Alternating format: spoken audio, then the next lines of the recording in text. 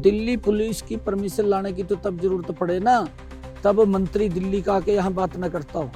वो तो उनके बीच में आकर के उनसे बात कर रहा है, उनसे मिल रहा है। मैंने कहा है कि पंजाब सरकार के प्रति रोष है और पंजाब सरकार के प्रति वो धरने पे बैठे हैं, क्योंकि वहाँ का किसान इस बात से दुखी है, इस बात से तंग है कि पहले तो कांग्रेस सरकार ने उनका शोषण कर दिया और अब ये कांग्रेस से भी बड़ा शोषणकारी आगे इग्ने उनका शोषण कर रहे। वो वहाँ का किसान सोच रहा है तो जाए तो कहाँ जाए।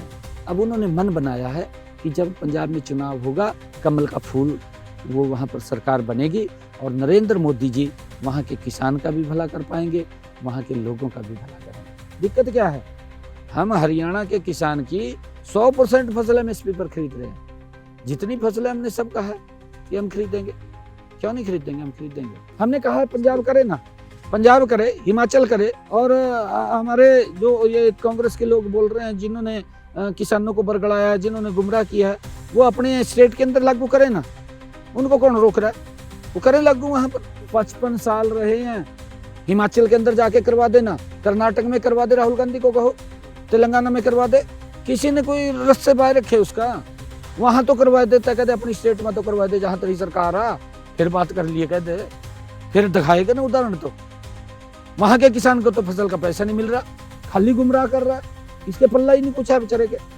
इसके पल्ला क्या राहुल के, ये कुछ नहीं है इसके पल्ला, ये तो झूठ बोलता है सारा दिन।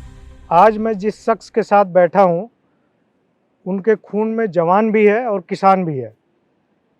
वो जाना चाहते थे पुलिस में, लेकिन एक ऐसी घटना हुई कि उनको सियासत के मैदान में उतार दिया। और सियासत के मैदान में पहलवान बहुत सारे थे, लेकिन उस पहलवानी के मंच पे उन्होंने अपने सत्कार और अपने व्यवहार से ऐसा लोगों का दिल जीता कि विधानसभा पहुँचे, विधानसभा से संसद पहुँचे। और जब हरियाणा में पार्टी की नाव डगमगाने सी लगी थी, तब अमित शाह जी और मोदी जी ने उन पर विश्वास किया और उन्होंने हारती हुई बाजी को जीत में बदल दिया। मैं बात कर रहा हूं नायब सिंह सैनी जी की, जो आजकल रात को 1:30-2 बजे तक जागने के लिए खासे चर्चा में है। पूरे देश में इस बात की चर्चा हो रही है। अभी एक मैंने वीडियो देखा, मैं खेती पे सवाल करूंगा, पॉलिटिक्स पे सवाल करूंगा, लेकिन एक हल्का सा सवाल है। एक वीडियो देखा मनोहर लाल खट्टर जी का मैंने, कि रात में वो 12 बजे तक काम कर रहे हैं।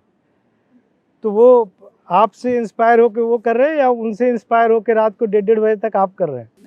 नहीं, उन्हीं से मैंने सीखा है, मनोहर लाल जी से सीखा है, क्योंकि मनोहर लाल जी की जो सोच है और मनोहर लाल जी का जो काम करने का तरीका है लाजवाब है, गजब का तरीका है। और उसका परिणाम है कि आज हरियाणा प्रदेश के लोग उसका लाभ ले रहे हैं। इस प्रकार का सिस्टम मनोहर लाल जी ने खड़ा किया है और उस सिस्टम से आज हर व्यक्ति को उसका लाभ मिल रहा है। क्योंकि लोग कई प्रकार इस प्रकार से सोच लेते हैं कि जिससे कि कहीं उनको लगता है, क्योंकि अगर कोई रास्ता बनता है जिसके बारे में नहीं पता लगता, तो कहीं ना कहीं उसके मन में होता है पता नहीं कितना समय लगेगा, कैसा रास्ता होगा। और जो व्यक्ति हर रोज जाता है, अगर रास्ता लंबा भी होता है वो भी उसको छोटा लगता है, और अगर वो पहली बार जाता है तो उसको छोटा रास्ता भी लंबा लगता है। सही बात है। ये एक व्यक्ति की सोच होती है। मनोहर लाल जी ने गजब के काम किए हैं और प्रदेश को एक दिशा भी दी है। और आज केंद्र के अंदर 2 बड़े विभाग हैं आदरणीय मनोहर लाल जी के पास, गजब के काम वो कर रहे हैं। वो लंबे समय तक रात को जाग करके, क्योंकि मैं तो साथ रहा हूँ, साथ रहे हैं, बिल्कुल उनका आशीर्वाद मुझे मिला है। वो आज नहीं, पहले भी रात के 2-2 बजे तक मनोहर लाल जी जाग करके काम करते थे और मेरी भी उन्हीं से मैंने सीखा है। और वही कारण है कि रात के 2 बजे तक, 1 बजे तक, 2 बजे तक लोगों से हम भी बातचीत और काम करते रहते हैं। उन्हीं की ही प्रेरणा है। महिलाओं के लिए आपने आज बजट में घोषणा की कि 2100 रुपये मिलेंगे। भूपेंद्र सिंह हुड्डा जी ने सवाल किया कि उसका क्या पैरामीटर होगा, किसको मिलेगा, आपने उनको एक जवाब दिया। लेकिन हमने देखा है कि महाराष्ट्र में भी अब दिख रहा है कि क्राइसिस, उसको लेकर के बार बार सवाल आता है कि क्राइसिस पैसे का आ रहा उसके लिए। और दिल्ली में सवाल उठा रहा विपक्ष की भाई अभी तक उसको लागू नहीं किया गया। तो आपका एक्शन प्लान क्या है, बजट क्या है उसका, और कैसे आप इम्प्लीमेंट कर पाएंगे सभी महिलाओं को देने का? देखिए कुशवाहा जी, हमने अपने संकल्प पत्र में जो बातें कही हैं, ये आदरणीय मोदी जी की गारंटी है कि उसको हम पूरा करेंगे। ऐसा नहीं है, क्योंकि हमारे साथ योजना भी है जो हमने लोगों को सुविधा देनी है, दूसरी तरफ हमारे सामने प्रदेश का विकास भी है कि हमने लोगों को वो सुविधाएं भी देनी है, उनके रास्ते ठीक हो, उनकी शिक्षा का काम ठीक हो, उनके स्वास्थ्य का ठीक रहे, उसको लेकर के भी हमारा अलग बजट वो होता है। हम चुनाव के अंदर जो बातें कहते हैं या हमने जो संकल्प लेते हैं उनको भी हम पूरा करते हैं। मुझे ये खुशी है कि हमने मात्र 4 महीने के अंदर हरियाणा प्रदेश के अंदर अपने संकल्प पत्र के 19 वायदों को पूरा किया। 12 वायदे ऐसे हैं कुशवाहा जी कि जो जल्दी ही इसमें शामिल हो जाएंगे। आज मैंने जो बजट प्रस्तुत किया है उस बजट के अंदर भी बहुत सारे संकल्प समाहित हैं जिनका लाभ आने वाले समय के अंदर मिलना शुरू हो जाएगा। हमने अपने संकल्प पत्र में महिलाओं के लिए एक 2100 रुपये देने की बात कही थी। हमने लाडो लक्ष्मी योजना बना करके आज बजट के अंदर उसका प्रावधान किया है। आने वाले समय के अंदर उसकी सारी रचना योजना अधिकारी बना करके जब हमारे पास बजट आ गया तो टोटल रचना योजना बन जाएगी, और रचना योजना बनेगी तो हम बहनों को 2100 रुपये देने का काम हमारी सरकार करेगी। उसके लिए हम पूरा तैयारी कर रहे हैं और कोई दिक्कत उसके अंदर नहीं आने देंगे। हमारी सरकार की सोच है जो पात्र व्यक्ति है उस तक सरकार की योजना का लाभ पहुंचना चाहिए, हम उसको पहुंचाने का काम करेंगे। मुद्दा मेरा आज किसानों का ज़्यादा रहेगा, बाकी सारी चीज़ों पे तो बात होगी। आपके स्टेट के बॉर्डर पे बैठे हुए हैं किसान करीब 13 महीने से, और उनका आरोप है कि वो दिल्ली जाना चाहते हैं और आपने रोका हुआ, हरियाणा की सरकार ने रोका हुआ। ऐसा नहीं है। वो तो ये देखिए, अगर वो दिल्ली जा रहे हैं उनके पास कोई परमिशन भी होगी। हमने कहा है कि कोई परमिशन है तो आप बता दीजिए, परमिशन हो तो कोई बताइए। परंतु वो पंजाब के अंदर बैठे हैं, पंजाब के अंदर, क्योंकि हमने तो यहाँ पर किसानों की 100% फसल एमएसपी पर खरीदने का आज भी जिसका जिक्र मैंने बजट के अंदर किया है, मैंने बजट के अंदर कहा है कि हम 100% फसल खरीदने की गारंटी हमारी सरकार देती है। परंतु पंजाब के सरकार से तंग है क्योंकि उन्होंने जो वायदे किए वहाँ के लोगों के साथ, वो सरकार वायदे पूरे नहीं कर सक रही। तो वायदे पूरे नहीं कर रही तो लोग उनके खिलाफ वहाँ पर बैठे हैं, वहाँ पर उनको पंजाब सरकार के खिलाफ है, बाकी वो नहीं है। हम तो लगातार किसानों के हित में हमारी सरकार और केंद्र सरकार गति से काम कर रही है। मैं देखता हूँ कि आदरणीय मोदी जी ने देश के किसानों को प्रधानमंत्री किसान सम्मान निधि 6000 रुपये एक साल में पहुँचा रहे हैं, जिसका लाभ मेरे किसान को मिल रहा है। इतनी सारी योजनाएं, प्रधानमंत्री फसल बीमा योजना जिसके माध्यम से किसान को लाभ मिल रहा है, किसान को लगातार एमएसपी बढ़ा करके देना, ये किसान को लाभ मिल रहा है। यूरिया और डीएपी के खाद अंतर्राष्ट्रीय स्तर के ऊपर कितने ऊंचे चले गए, परंतु आदरणीय प्रधानमंत्री जी ने किसानों को उसी भाव के ऊपर यूरिया डीएपी उपलब्ध कराने का काम कर रहे हैं। सब्सिडी आदरणीय नरेंद्र मोदी जी दे रहे हैं। प्रधानमंत्री कृषि सिंचाई योजना, अगर आप लोग देखेंगे कि किसानों को स्प्रिंकल और ड्रिप इरिगेशन के माध्यम से उसके ऊपर 70-80% सब्सिडी दे करके किसानों को खेत में पानी पहुंचाने की व्यवस्था नरेंद्र मोदी जी ने की है। लगातार किसानों को उनको अन्य और संसाधन, चाहे वो डेयरी फार्मिंग हो, चाहे मच्छी फार्मिंग हो, उसके लिए भी सब्सिडी के ऊपर उनको दे करके आगे बढ़ाने का काम नरेंद्र मोदी की सरकार कर रही है। और हमारे लिए बड़े गर्व की बात है कि हमने हरियाणा के अंदर उसको 100% हम लागू कर रहे हैं, और उसके अंदर और किसानों को लाभ दे करके हमारे यहाँ पर चाहे भावांतर भरपाई की बात हो, जो हमारा सब्जी का किसान है अगर उसको कहीं घाटा होता है उसकी भरपाई करने का काम हमारी सरकार करती है। हमारा जो बाजरे का किसान है, हम जो मोटा अनाज है, बाजरे के किसान की 100% एमएसपी के ऊपर खरीदने का काम हमारी सरकार कर रही है। हम किसान को कोई दिक्कत परेशानी नहीं आने दे रहे हैं। हम चाहे हमारा सरसों का किसान है, सरसों के किसान को भी हम एमएसपी पर खरीदने का काम कर रहे हैं। हमारा सूरजमुखी का किसान है, सूरजमुखी को भी हम एमएसपी पर खरीदने का काम कर रहे हैं। हमारा आलू का किसान है, अगर उसको घाटा पड़ता है उसकी भावांतर भरपाई देने का काम हमारी सरकार कर रही है। हम लगातार किसान के मजबूती के लिए, किसान के हित में हमारी सरकार गति से काम कर रही है और इस बजट के अंदर भी मैंने उसका बजट बढ़ाने का काम किया है और उसके अंदर बहुत सारी ऐसी योजनाएं किसान हित के अंदर हम इस बजट के अंदर लेकर के आए हैं जिससे मेरा किसान सशक्त, मजबूत और संपन्न हो, उसको लेकर के हम काम। सैनी साहब, आप ये कह रहे हैं कि अगर उनके पास दिल्ली पुलिस की परमिशन हो तो जाने देंगे आप? ले ले, वो हमें क्या, परमिशन अगर कोई देता है फिर कौन रोकेगा? कोई नहीं रोकता। फिर नहीं रोकेगी हरियाणा कोई सरकार? नहीं रोकता अगर उनके पास परमिशन है। अगर परमिशन उनके पास हो तो कौन रोकता है? कोई नहीं रोकता। क्योंकि बार बार ये आता है कि यहाँ हाई कोर्ट में भी केस आया था जुलाई में। उसके अंदर केंद्र सरकार लगातार पहले भी किसानों से वार्ता करती रही, अब भी वार्ता के अब लिए भी कर रही है। अब भी कर रही है। उसके अंदर कोई अगर दिल्ली पुलिस की परमिशन वो ले आते हैं तब हरियाणा पुलिस नहीं रोकेगी? दिल्ली पुलिस की परमिशन लाने की तो तब जरूरत पड़े ना, तब मंत्री दिल्ली का आके यहाँ बात न करता हो। वो तो उनके बीच में आकर के उनसे बात कर रहा है, उनसे मिल रहा है। मैंने कहा है कि पंजाब सरकार के प्रति रोष है और पंजाब सरकार के प्रति वो धरने पे बैठे हैं। वो उसमें हरियाणा का रोल नहीं है कोई? हमारा तो रोल ही नहीं कोई। अभी भगवंत मान का एक बयान आया अभी पिछले हफ्ते, आपने देखा होगा कि किसानों को डांट के भगाया कुछ प्रतिनिधियों को। आपके पास भी आई होगी बात कि डांट के भगाया, उसके खिलाफ काफ़ी सारे किसान आंदोलन पे और बैठे हुए हैं। तो क्या इस तरह की भाषा जो है वो दिल्ली हार के बाद शुरू हुई है भाषा, या कोई और वजह लगती है आपको? नहीं, देखिए, मुझे इस बात के बारे में मालूम नहीं है क्योंकि मैं तो पहले हमारा चुनाव चल रहा था, अब मेरा बजट 70 चल रहा है। मुझे तो इसके बारे में नहीं मालूम है क्या है विषय क्या नहीं है, परंतु वहाँ के किसानों का रोष वहाँ की सरकार के प्रति है क्योंकि वहाँ का किसान इस बात से दुखी है, इस बात से तंग है कि पहले तो कांग्रेस सरकार ने उनका शोषण कर दिया और अब ये कांग्रेस से भी बड़ा शोषणकारी आगे इन्हें उनका शोषण कर रहे। वो वहाँ का किसान सोच रहा है तो जाएं तो कहाँ जाएं। अब उन्होंने मन बनाया है कि जब पंजाब में चुनाव होगा, कमल का फूल वो वहाँ पर सरकार बनेगी और नरेंद्र मोदी जी वहाँ के किसान का भी भला कर पाएंगे, वहाँ के लोगों का भी भला करेंगे।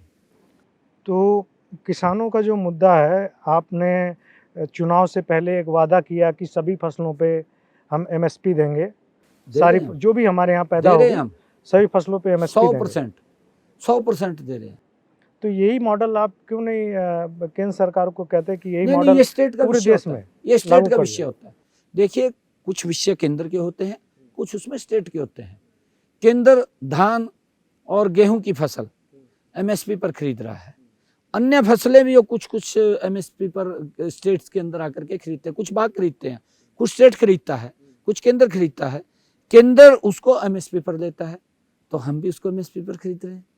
ऐसा नहीं है, क्योंकि ये दोनों ज्वाइंट जिम्मेवारी होती है, प्रदेश की भी होती है, केंद्र की भी होती है, मिलकर के काम करते हैं। परंतु ये तो किसानों को बरगड़ा दिया है, गुमराह कर दिया है कि भाई केंद्र ये करेगा वो करेगा। ये स्टेट का भी विषय होता है उसके अंदर। स्टेट अगर चाहे उसमें विल पावर हो, हम दे रहे हैं 100% फसल खरीद रहे हैं। दिक्कत क्या है? हम हरियाणा के किसान की 100% फसल एमएसपी पर खरीद रहे हैं। जितनी फसलें हमने सब कहा है कि हम खरीदेंगे, क्यों नहीं खरीदेंगे? हम खरीदेंगे। हमने पूरी रचना स्टेट अगर चाहे तो आपका मॉडल अप्लाई कर सकते हैं, जो भी स्टेट है जिसमें भी। हमने कहा है पंजाब करे ना, पंजाब करे, हिमाचल करे, और हमारे जो ये कांग्रेस के लोग बोल रहे हैं जिन्होंने किसानों को बरगड़ाया है, जिन्होंने गुमराह किया है, वो अपने स्टेट के अंदर लागू करे ना। उनको कौन रोक रहा है? वो करें लागू वहां पर, वहां के किसान की 100%। हाँ, करे ना वो। हम तो बोल रहे हैं कि आप अपने जहां जहां तेरी सरकारें हैं वहां पर करिए ना, करना चाहिए, वहां पर किसानों को लाभ देना चाहिए। तो अभी हमने देखा कि जो राहुल गांधी हैं वो लगातार उन्होंने कहा कि भाई जब मेरी सरकार आएगी तो एमएसपी की गारंटी देंगे। तो सरकार तो आई नहीं, आपने एक नया मॉडल दिया है, जैसे आप करें हिमाचल में लागू कर। नहीं, उनकी सरकार तो आई नहीं। किसकी नहीं आई? राहुल गांधी जो 55 साल रहे हैं। हिमाचल के अंदर जाके करवा देना, कर्नाटक में करवा दे, राहुल गांधी को कहो, तेलंगाना में करवा दे। किसी ने कोई रस से बाहर रखे उसका? वहां तो करवा देता, कहते अपनी स्टेट में तो करवा दे जहां तेरी सरकार आ, फिर बात कर लिए, कहते फिर दिखाएगा ना उदाहरण। तो वहां के किसान को तो फसल का पैसा नहीं मिल रहा, खाली गुमराह कर रहा है। इसके पल्ला ही नहीं कुछ है बेचारे के। इसके पल्ला क्या राहुल के, ये कुछ नहीं है इसके पल्ला। ये तो झूठ बोलता है सारा दिन। इसको एक डॉक्टर भीमराव अंबेडकर जी ने जिस संविधान सभा ने उस पवित्र संविधान को बनाया है, वही ठेका घूम रहा। भाई तय आदमी है, तो ऐसी हरकतें कर रहा है बच्चों वाली। तो एक राजनीतिक प्रमुख राजनीतिक दल का तो माननीय व्यक्ति है, तो उस पवित्र संविधान की बुक को उठा करके घूम रहा है। अरे बच्चा भी जानता है उस हरकत के बारे में, एक बच्चे को भी मालूम है कि पवित्र संविधान है। अरे इस संविधान के साथ कोई छेड़छाड़ करेगा तो देश कैसे चलेगा। और ये किस प्रकार की बातें करता है, गुमराह करने वाली। ये जो किसान बैठे हैं वो लगातार ये मांग कर रहे हैं कि एमएसपी की गारंटी मिलनी चाहिए, कि जितना दाम तय हुआ। कहाँ बैठे किसान पटियाला में बैठे हुए हैं, पटियाला में बैठे ना, वो सरकार के खिलाफ शंभू बैठे बॉर्डर पे, खनौरी हाँ, बॉर्डर पे बैठे हुए हैं। वो पंजाब के सरकार के खिलाफ बैठे हैं, किसी और केंद्र के खिलाफ बैठे हैं। नहीं पंजाब सरकार के खिलाफ बैठे हैं। वो एमएसपी दे, उठ जाएंगे उसी दिन। हमने नहीं दिया जहां एमएसपी। मैंने कहा है कि केंद्र सरकार और प्रदेश सरकार ज्वाइंट काम करती है। डबल इंजन किसको बोलते हैं, यही डबल इंजन है, मिल करके काम करते हैं।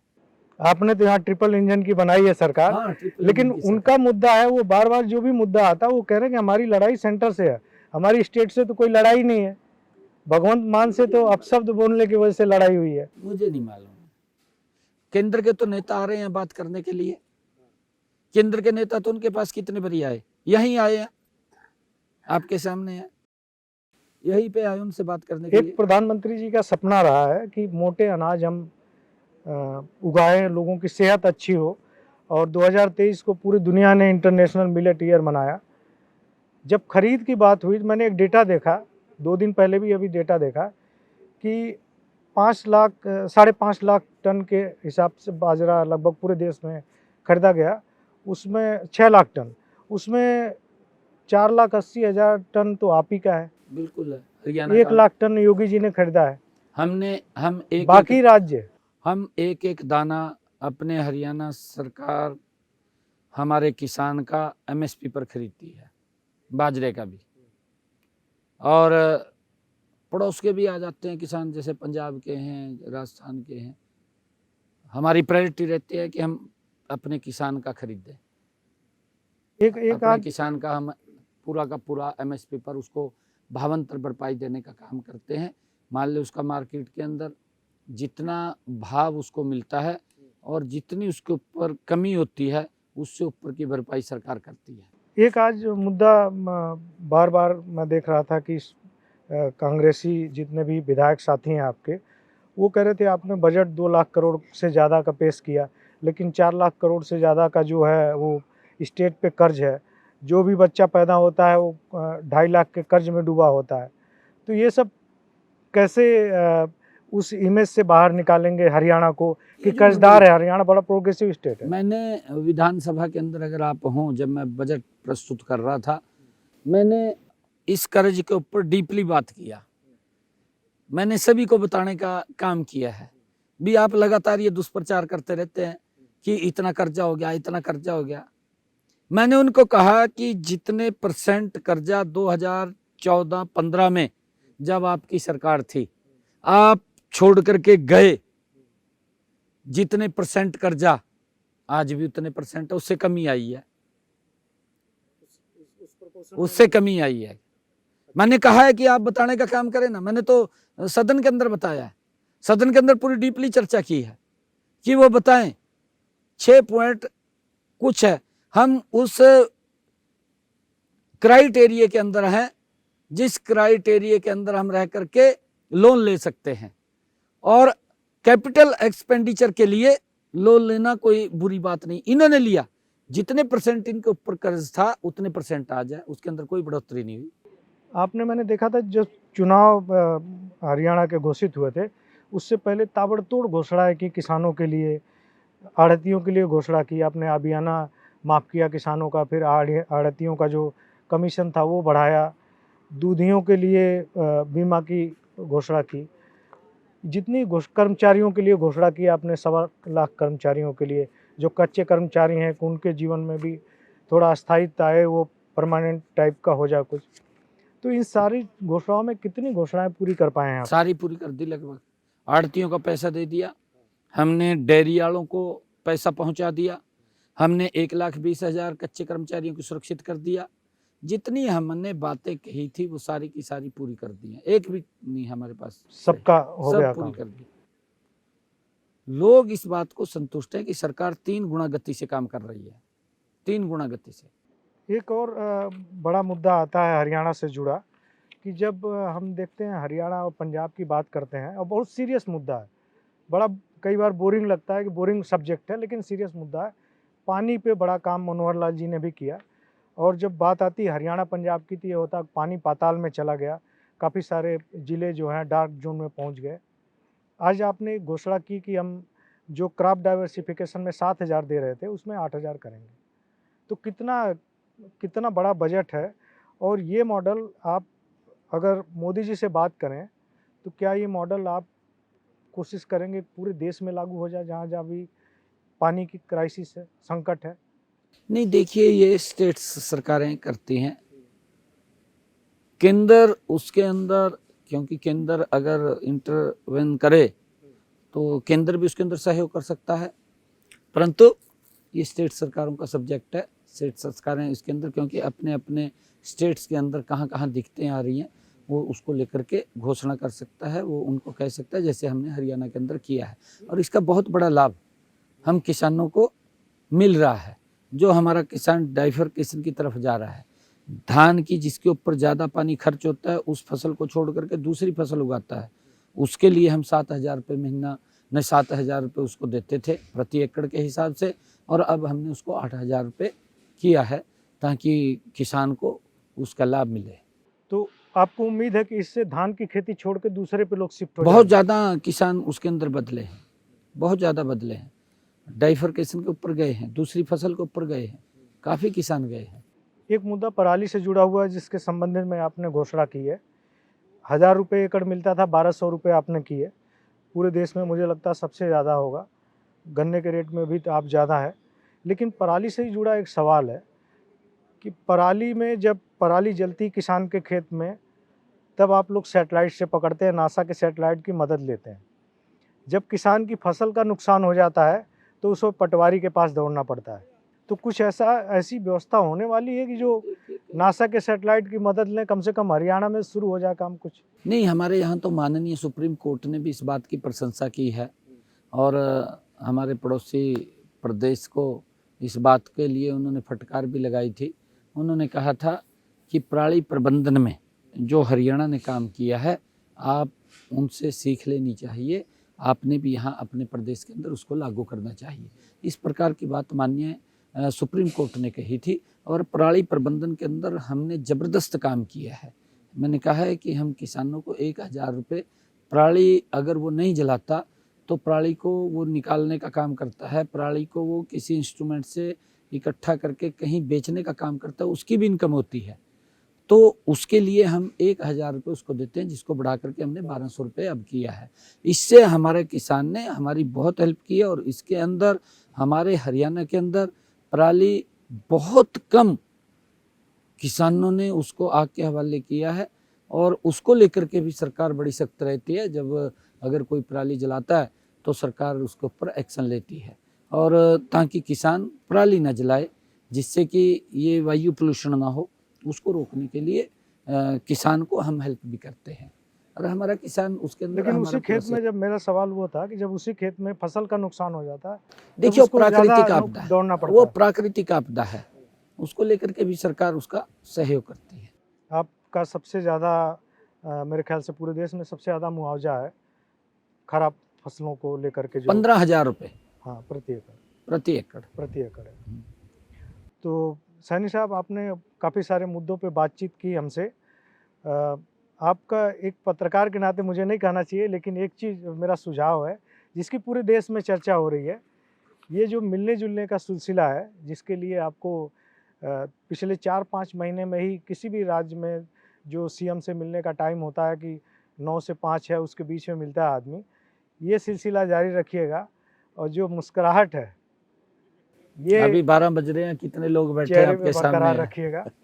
तो दोस्तों, ये थे हमारे साथ हरियाणा के सीएम, जिनसे अलग अलग मुद्दों पे बातचीत हुई। फिर हम किसी और शख्सियत के साथ अगली बार मुलाकात करेंगे। तब तक के लिए धन्यवाद।